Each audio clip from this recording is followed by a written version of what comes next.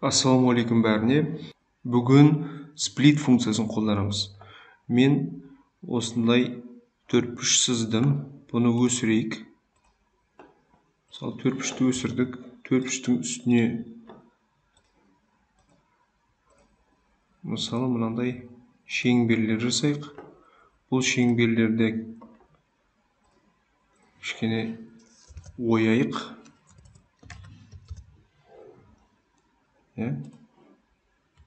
Бүйтіп ойдық. Енді төртбұрыштың үстіне оюлар жасайық.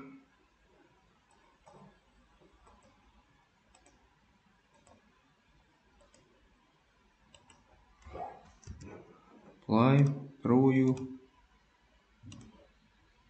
екі ою. Осындай ою жасайық. Бұл оюларды өсірейік.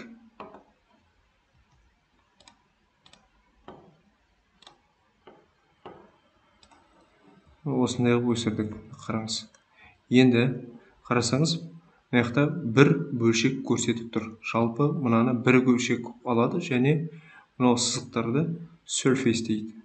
Жай ғана бірдеменің үсті деген сияқты.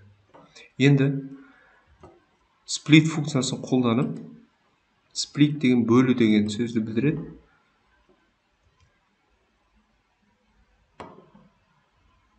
Мынау бір бөлшекті аламыз, таңдаймыз. Содан кейін ол бөлшекті немен бөлеміз, соны таңдаймыз. Мұнамен бөлеміз. Содан кейін былай қарасаңыз, міне екінші бөлшек пайда болды. Бір бөлшек, міне екі бөлшек. Енді тағы да бөлейік. Parts surfaces curves to split. Қандай бөлшекті бөлгіңіз келеді, соны таңдайсыз бірінші. Екіншісі, немен бөлесіз, соны таңдайсыз. Ал, енді үш бөлшек пайда болды. Әр бөлшегіміз міне үш түрлі бөлшек болды. Осымен үш бөлшек пайда болды бізде. Мысалы, бір бөлшекті алып тастасаңыз, например, үшінші бөлшекті алып тастайық, мысалы, көрсетпей тастайық. Мынандай бір әдемі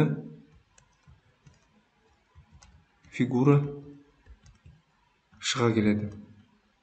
Сонымен сплит бір бөлшектерді бірнеше бөлшек қып жасайды. Осымен сабағымыз тамам. Сау болыңыздар.